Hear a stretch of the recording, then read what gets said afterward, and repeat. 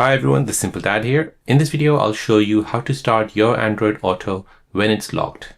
So when your phone is locked, your Android Auto can start automatically by turning on A option on your S25 Ultra.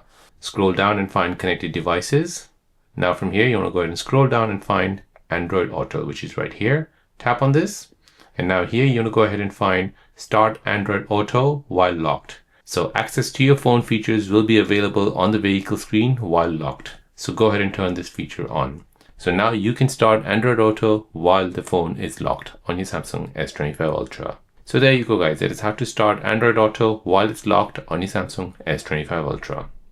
If you're new on the channel and you want to find out more about your iPhone, your Android phone, or any other social media apps, then don't forget to subscribe to this channel to become a part of the Simple Dad community.